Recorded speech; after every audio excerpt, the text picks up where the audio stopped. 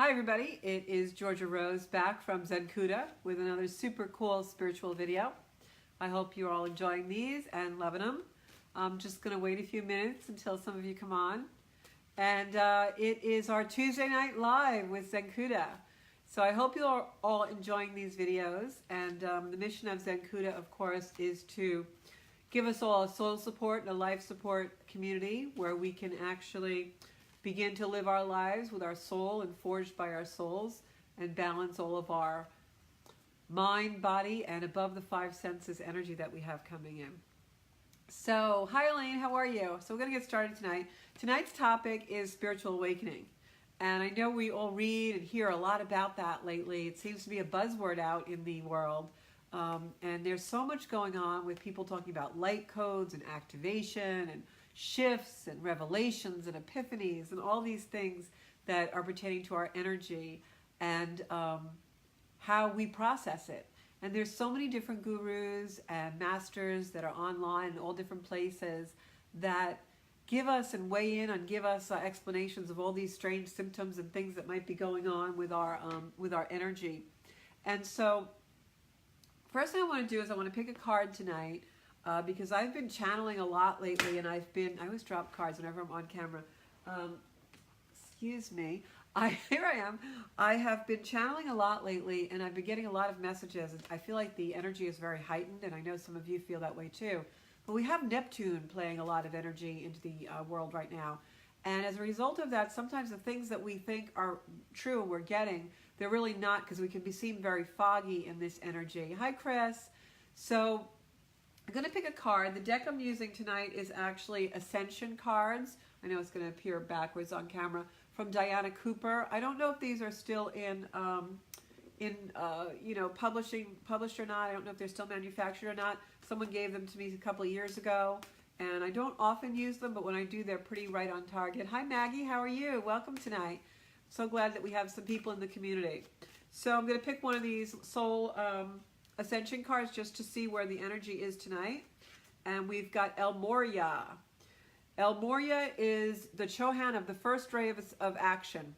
That really actually hits home with me because we've got so many planets going into Aries, which is the beginning of the zodiac. Is the first ray of action. He is helping us with changes ahead and our opportunities for ascension. He is a member of the White Brotherhood and originates from Mercury. Oh, and we have Mercury going retrograde in a few days. El Moria will soon become the Manu, the perfected man, on whom the new root race of humanity with his 12 strands of connected and active DNA will be based. This very much talks about light codes. We'll get to that a little bit later tonight. In drawing this card, you are asked to lead by example, employing the self-discipline, strength, and integrity of an ascended master. You are reminded to use your power for the highest good. That's a beautiful, beautiful card. And the affirmation for this card is, I stand in my power. Isn't that beautiful? And we're going to be talking about spiritual awakenings tonight. So that really is about standing in your power. Hi, Donna. How are you?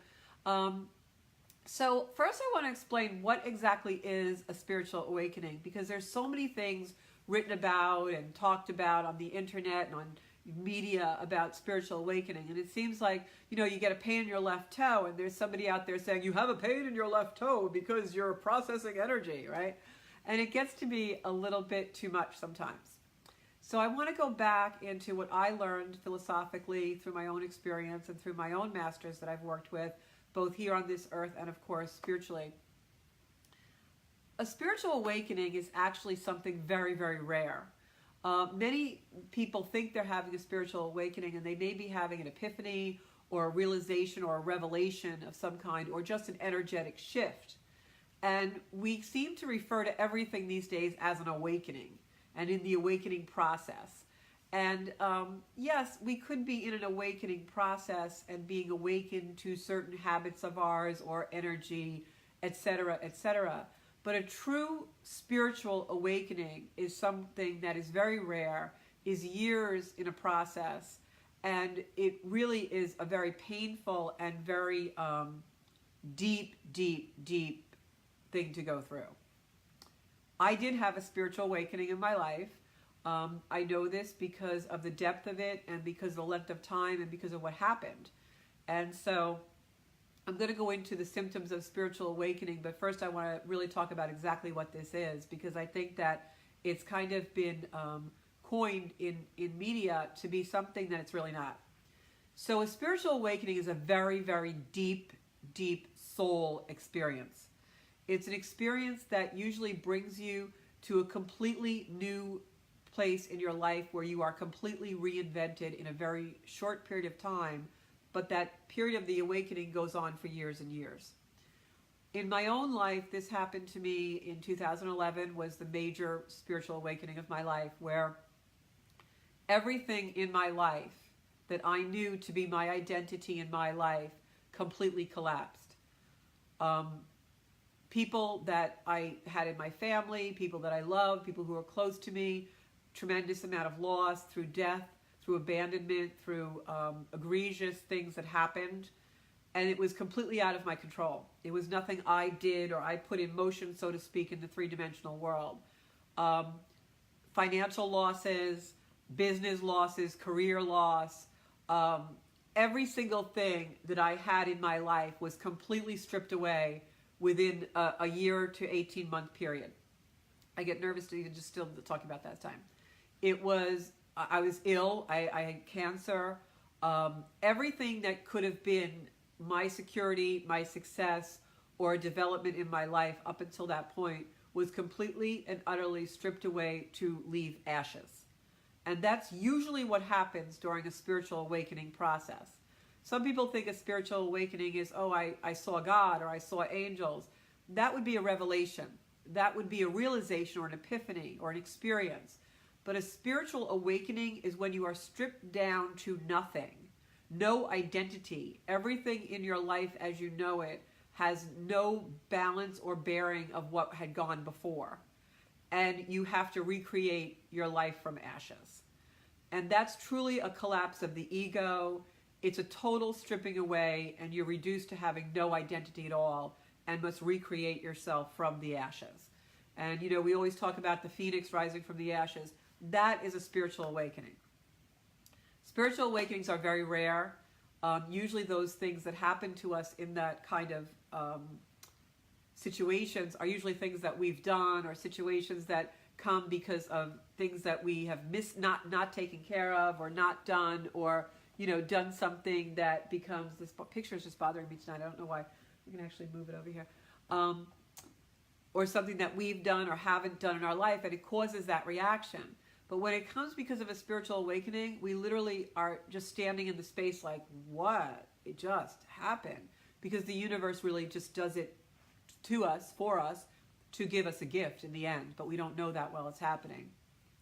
So in my own spiritual awakening, that is what happened. And within that awakening, we have epiphanies and realizations and revelations, which I'll go into the differences in a few minutes. The spiritual awakening occurs for one reason.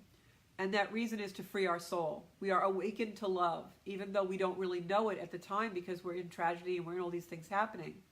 But when you have those things happening as deeply hard as they are to go through, you start to shift your energy, and all of a sudden you feel unbelievable love.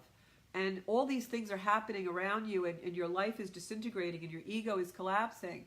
And yet you feel unbelievable love, and you feel calm, and you feel peace at times. And you know something is deeply changing within a soul that maybe has not before awakened. And that's a true spiritual awakening. And usually within that collapse of your life, you will have spiritual epiphanies and revelations and realizations and experiences that keep moving you forward. A spiritual awakening is something you can't ignore. It's a life destiny. It is something the universe comes and brings to you, and you have no control over it. You just have to ride the wave and be within the energy. What a spiritual awakening really wants from you is for you to review your life and create space to have the awakening in. So it's not uncommon for people who are really truly in a spiritual awakening to lose their job, because you are supposed to just do nothing but create space for this awakening. And of course that's where the financial losses come in, and et cetera, et cetera. So all of this happens to free your soul and bring you to a space where you see God in everything. And you must be reduced to nothing in order to have that epiphany and revelation. And that's a true spiritual awakening. A spiritual epiphany is something that happens that changes your perception. A spiritual epiphany is something that happens because you suddenly see a truth that you know to be real, you know to be true, and you change something because of it. An example of an epiphany would be maybe you just have some really bad behavior and you like to gossip. And then one day you realize that you said something to really hurt someone. And in that epiphany, you now start to change your your behavior. A spiritual realization is seeing that behavior and starting to maneuver away from it and change it. So first we'll have an epiphany, and then we'll get a realization about how this behavior or this thing, this now we see truth, affects others around us. And then that usually leads us to a revelation where we change the behavior. So, an example of that would again be, okay, maybe you're into gossip and you find yourself, around the water cooler every day gossiping. And then all of a sudden one day you have a realization about what that really does to your own energy field and what that does to others. And you start to stop it and change the behavior, and you move away from those people that you do that with. That's a spiritual realization, which leads to the revelation of a shift. The revelation part of that is that it's like the realization, but it's deeper. In the revelation, it's on a soul level, and you change something permanently. Sometimes with realizations, we go back to the behavior, but on a revelation, we don't. In a revelation, our soul deeply resonates with the change, and we do it. So now let's get back to the spiritual awakening. Spiritual awakening is when your ego completely dissolves, and you have to let go of who you were. And usually that's a process that takes several years. And that's why spiritual awakenings, true spiritual awakenings, are truly rare. It's a process that gets stretched out over years and years. And a lot of people don't realize that. They think a spiritual awakening is, oh, I had this, this sensation, or I had this thing happen to me at church last night. I saw God or something, or I saw an angel. And they think that that's a spiritual awakening. That's not. That's probably a revelation. And so it will lead you to other places. So when I had my spiritual awakening, which tore everything out of my life, complete ego dissolution, I had to let go of who I was, lost loved ones, partnerships, businesses, money, real estate, home, lost everything, my health, sick with cancer. Throughout that whole thing, even though my three-dimensional life was reduced to ashes, I just kept ascending more and more into spirituality and finding joy and bliss in places I never thought I'd find it. And that's a true spiritual awakening. It usually comes at a very dark time, and it's a clearing. It is a clearing of space so that your spirituality comes forward. It's a clearing of space. The universe wants to reduce you to like a zero energy, a clear blackboard, because it's going to write the truth on it. And if you had all those other things in your life at that time of the awakening, you wouldn't read the blackboard. So that's why it does that. And it will bring you to places of pure joy, pure love, pure peace and calm while you're in all this turmoil. And that's the real, for me, the litmus test of the spiritual awakening. I remember I was probably in some of the darkest days of my life, and I had gone to yoga, and yoga was new for me then. I had maybe been practicing yoga a month or 6 weeks or something. And I remember lying quietly on my yoga mat at the end of yoga. We were in Shavasana, and all of a sudden I had this feeling come over me that was so powerful, and just this beautiful place of complete serenity, peace, joy like I had never felt in my life, and so much unconditional love wrapping around me. And I was laying on the floor on a yoga mat in a yoga studio. I literally felt like I had levitated off the ground. And I remember opening my eyes expecting like people to be watching me, because this was such a huge energy coming through my body. And to find out, no, there was nothing going on around me. This was just happening. And to have that kind of an experience when everything in my life was completely devastated and falling apart was truly a spiritual awakening. So what happened was, in that devastation that was my life at the time, this little piece of energy that came to me on my yoga mat became everything to me. And so it brought me forward. My soul brought me forward to seek what I was missing in my life through that experience. And that's a true spiritual awakening. And they're very rare. And the reason they're rare isn't because I'm anything special. It's rare because, hi Joanne, hi Gary. It's rare because most of us, when we face a dark time, if we start to become spiritual or have an epiphany or a revelation, when we feel better, we go back. We go back and we rebuild our life the same way it was. And that's really not the root effect of a spiritual awakening. A spiritual awakening wants you to abandon who you were. It wants you to leave that life behind and correct what you were doing wrong. It wants you to wake up and see God in all things and know that is the truth of your existence. That is the whole culmination of the spiritual awakening. And I can honestly say my spiritual awakening was probably about 4 years before I really got to that point where I was secure, safe, and completely enveloped in the truth of that God is in everything, and I can see that, and knowing the reasons for things, and living a three-dimensional life, and being able to go to work and earn a living, and have relationships, and be healthy, and in that parameter. And that was the full circle of my spiritual awakening, and then bringing the what I've learned in my wisdom to this beautiful community of Zencuda. So really what a spiritual awakening is, it's a gift to free our soul if we're brave enough to go through it. And that's where we become the spiritual warrior. And so what happens, like I said, is some people will have an epiphany or a revelation or a shift in energy, and they'll go back to the same old behavior because they don't have the bravery or the strength to go into that space to create space, because the first thing of a spiritual awakening wants us to do is create space for it. And in order to do that, we've got to sweep everything off the porch. We've got to get rid of everything that's preventing the spiritual awakening. And that's a really tough thing to do because we're humans, right? And so our ego tells us, put everything in place and then you'll find peace. But that's really not the way to do life. The way to do life is our soul tells us, find peace, and then everything falls into place. And that has truly been my experience, and I've done it both ways. I've had my ego put everything in place, trying to find peace, only to have it completely swept away out of my life, every last vestige of that, to find that the true meaning of life is just find peace, and then everything else comes. My life is so beautiful and amazing now, surrounded with wonderful people, wonderful things. I truly treasure beautiful things, but I'm not attached to them anymore. I enjoy them more because of that. And that's a really beautiful thing. So whether you're having an epiphany or a realization or a revelation or a spiritual awakening, what it wants from you is to create the space for it, and to create the space that we can go in and really know it's a gift and how to use it. So how do you use the awakenings? How do you use the energy shifts? How do you use the revelations and the realizations? Number one, you have to create space for them.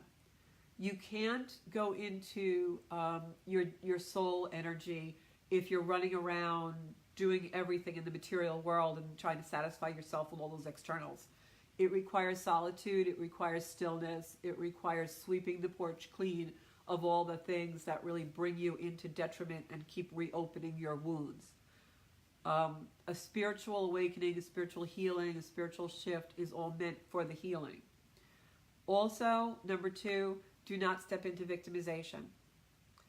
Many times we have shifts in energy, and you'll read a lot of this on the social media, and sometimes I really censor myself a lot with what I take in all media. I don't really watch primetime television type shows that are violent or meaningless to me.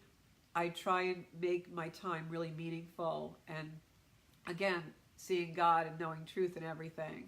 And I try not to watch shows where people are arguing or being aggressive, not because I don't think that's the real world, it absolutely is, but I have enough of that in the real world, I don't need it in my living room.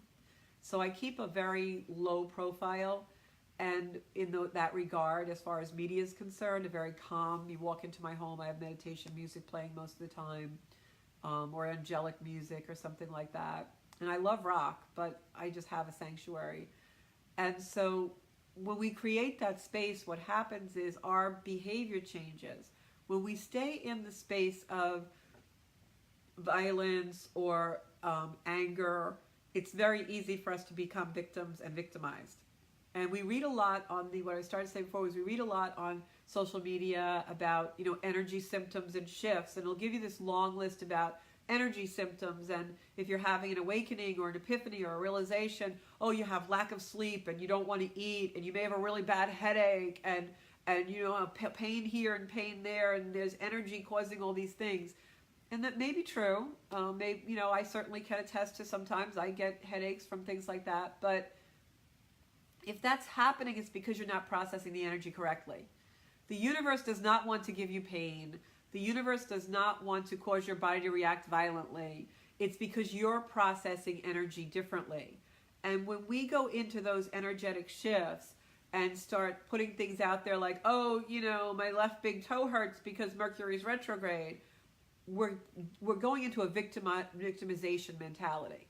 The universe does not want to victimize us, I can assure you. The universe wants us to be healthy and happy and full of life and beautiful. And yes, we have ailments, and yes, we have dis-ease, but it comes when we're not processing the energy correctly.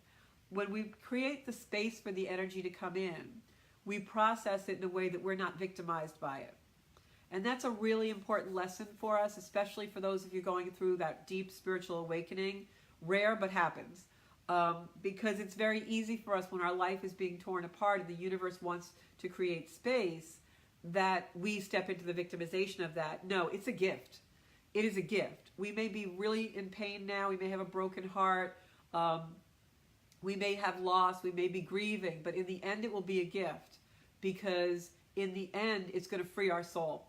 It's going to bring us to a place where we're not in fear and anxiety. The ego puts us there. Soul does not put us there. Divine energy does not put us there. So I'm going to tell you that my opinion is, it's just my opinion, but my opinion is the symptoms of it, spiritual awakening or revelation or epiphany or realization or just an energy shift, is awareness. It moves you. If that awareness is moving you to have a headache or dis-ease in your abdomen or your stomach, that's because that's where you're processing the energy and you're not processing it correctly. You should be asking for, what does this energy need from me? What do I have to do to feel better? What is this asking? Why am I having this symptom? Shifts will have you feeling immense love. Yes, you may feel negative emotions in the beginning of a shift because you're processing energy, but inevitably that energy wants to happen so that you process it and it becomes love. You transmute it to love. You feel calm, peaceful when you're having an energy shift. You may have a lot of energy coming at you at once and feel a little bit agitated or not able to process it all at once, but it wants you to be in calm and peace to process it. The universe doesn't want you to be anxious and fearful. Trust me on that. The universe wants you to be calm and peaceful and loving. God is not an angry God. God does not give us things that are meant to be our detriment. Usually when you're going through an energetic shift, at some point in it, you will have a bliss state, like I did on the yoga mat that day. Complete and utter bliss. That's how you know energy is coming through, and it's divine energy. Fatigue is also, yes, a symptom, because we get tired. I get tired because I do a lot of healing work, and it's not because I'm taking on energy from the person who's sick. It's because my mind works overtime and I'm going into higher dimensions, so I get tired. You will have relationships move away. Yes, and that's painful and it causes heartbreak. But the reason it's happening is, again, to create the space for the awakening, to free your soul from what it no longer should be working in, to free yourself from the energy that doesn't align with you. And if anyone has a comment, please chime in. If any of you have had these experiences, because I know there's people out there who have. And I'm just reading my board because I always have notes because I cannot remember everything. A loss of career, job. Yes, that happens because a lot of times during a spiritual shift, the universe is asking us to change our identity, to reinvent ourselves. And careers and businesses are places where we really identify, and sometimes what we do becomes what we are. And we're never supposed to be what we do. We're really supposed to be what we are. So sometimes, yes, a spiritual awakening, a spiritual shift will cause the job to disappear because it wants you to do something else, the universe. So this is what I'm going to leave us with tonight on this particular subject, and then please chime in if anybody has anything to say. I hope I didn't confuse people, because sometimes I think I, do that. But believe me, every energy shift that you could possibly have, whether it's a revelation or a realization or an epiphany or whatever it is truly meant to bring you to a place of love and understanding and elevate you in your life. So a lot of, this is what I'm going to leave you with. A lot of people think that, you always hear that expression where spirit having a human experience, right? So in my thinking of all of these energy shifts, spirit is trying to cope with a human awakening, right? Because now our souls are obviously leading us, right? That's the Zencuda philosophy, is your soul, let your soul lead you. So our soul is dealing with a human awakening. It's dealing with all the symptoms we have in the human part of us. But our human part of us is coping with the spiritual awakening. So you're integrating those energies. And the way you're going to integrate them is to make space for them and stay in the love of them and find that love. Yes, this relationship is leaving me and I'm heartbroken. I don't know how I'm going to live without this person. But I know I'll be okay. I know I will find a way. I know I will pick my life up and make it better. My girlfriends tease me because I always say every relationship I've ever had in my life with a partner, romantic partner, when that relationship ends, if it does, someone better always comes in. Every relationship has been an elevation for me. So a lot of times when I have a breakup, and I haven't had one for a long time, but if I have a breakup, I think about, I'm sad, but every time I've ever had a breakup, somebody better comes in after that. So that's kind of like how I think of it now. And yes, I feel badly and I have heartbreak, but I just can't really be sad for that long, because I know that the reason why someone's being moved is to bring someone better in. And I feel like that about everything in my life. If there's a job change or a change with clients or something in my life, I know the space is being made, although I may be sad for a little while. I know the space is being made because something wonderful, amazing is coming in. And we really are always 5 minutes away from a miracle.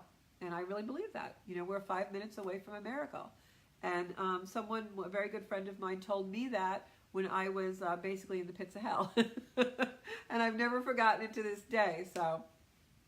So the other thing that a spiritual energy shifts want from us is they want us to do a life review. They want us to really strongly look at our lives and look back with a really honest eye of the observer. And that's why sometimes we can't function for a little while if we're having a severe energy shift, because we're taking on so much of our life review and looking at everything that we've done in the past, and the energy comes back on us. Donna says, moving on and not repeating the same mistakes is the hardest part. That is true, and I think that's where it's almost like we come to, I like to think of it, because I think of my life oftentimes in terms of bridges, like we build a bridge, and I'm actually working up a beautiful online course about that, building your bridges to your future. It's going to be a little mini course coming in. But I think of life in terms of bridges, like we go to each section, that we build the bridge to get there. And I feel like some certain habits, when we have to move on from them and go to the next part of our life, it's like that rickety bridge that you see in the movies that's like, 10,000 feet in the air and you're afraid you're not going to be able to cross it. We're on that rickety bridge.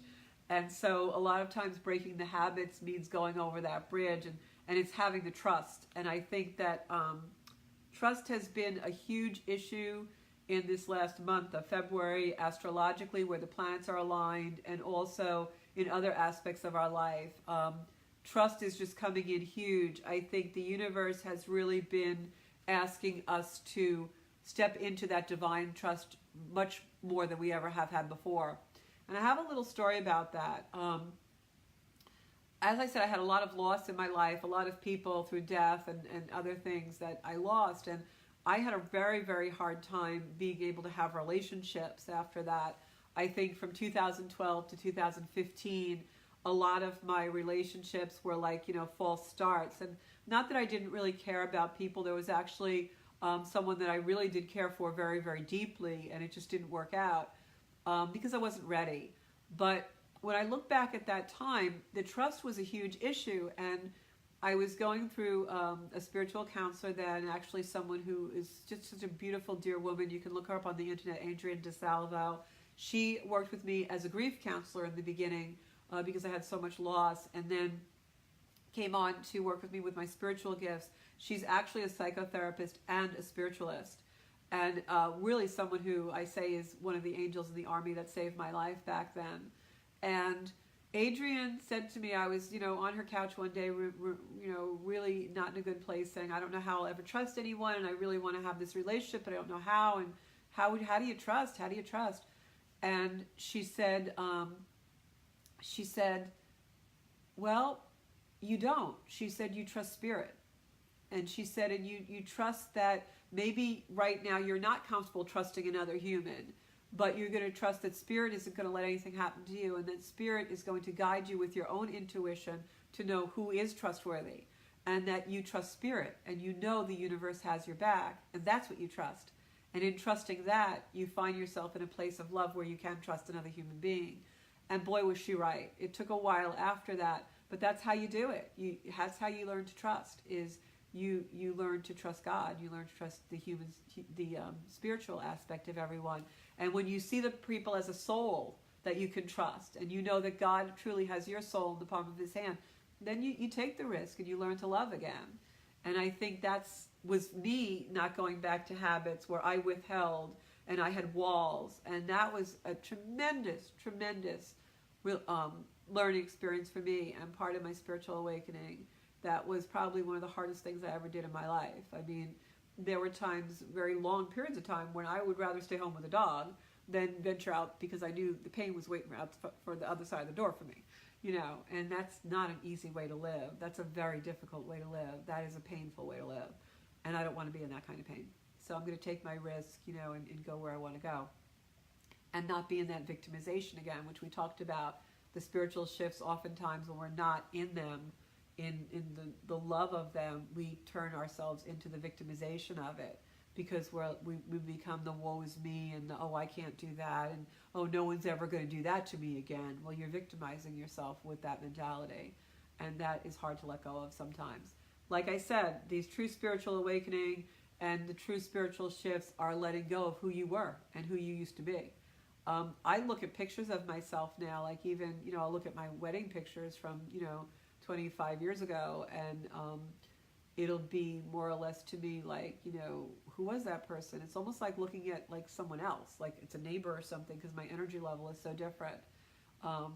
And when I look at myself sometimes with pictures of my other business that I had, or other places I was in my life, it's almost like, who is that girl? I don't really know her.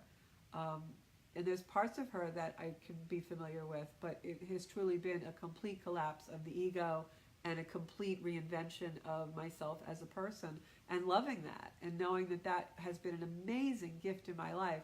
And no matter what pain I had to go through, what illness I had to go through, it was all meant to bring me here. And the sooner I learned that, everything fell into place. Like I said, when you find peace, you go to the peace first, and then everything falls in place. But we spend our lives running around and trying to get peace. Oh, if I buy the vet. Oh, if I go on this vacation. Oh, if I have the sweater in that color, I'm going to feel a lot better. No, that's just false stuff. Your ego tells you. And in the spiritual shift and awakening, we realize what's real. The whole purpose for them is to bring us to our truth.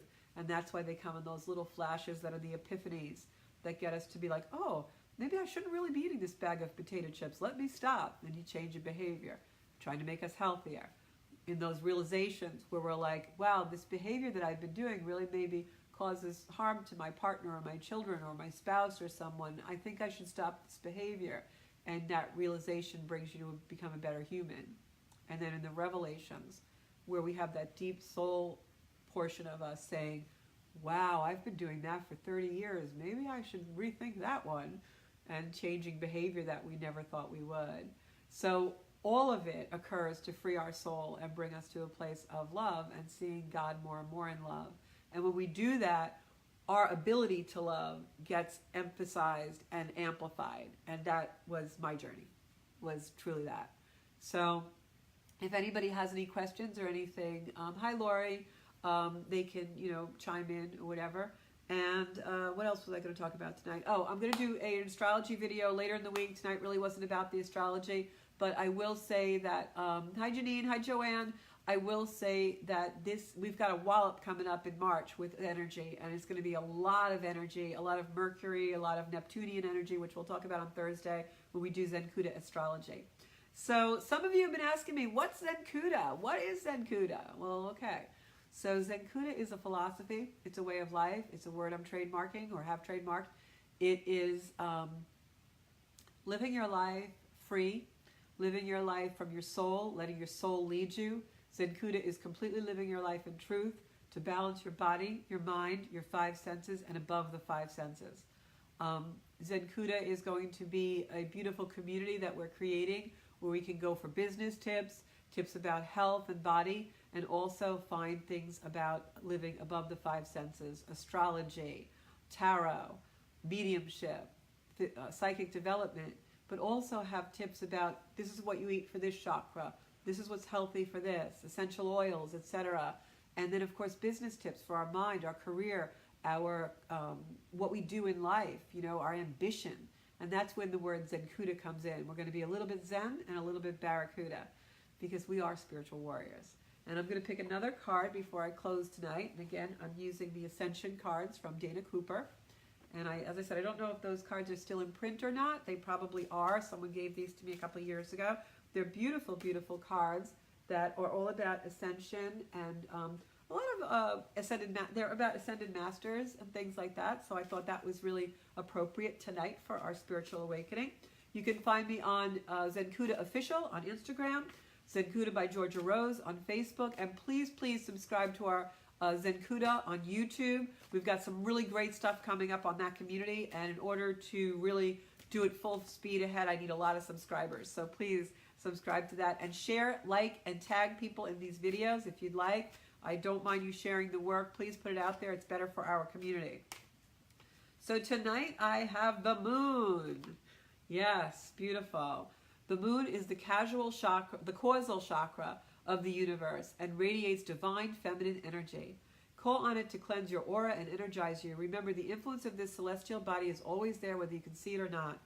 When you are offered this card, you're called on to practice your feminine qualities of love, wisdom, compassion, intuition, inclusiveness, discernment, and oneness. Your guidance is to go within and seek answers from your huge font of wisdom. This moon will bring you clarity so that you can flow with the current of ascension. And the affirmation is, I listen to my divine feminine wisdom. So I'm going to close with that. Thank you all so much for watching. Please like, subscribe. Thank you, Donna, for liking and subscribing. And I will see you all probably Thursday when I do the astrology for March, the first couple weeks of March, Zencuda astrology. I know you all love that. So have a great night. Thanks so much for tuning in. Bye-bye.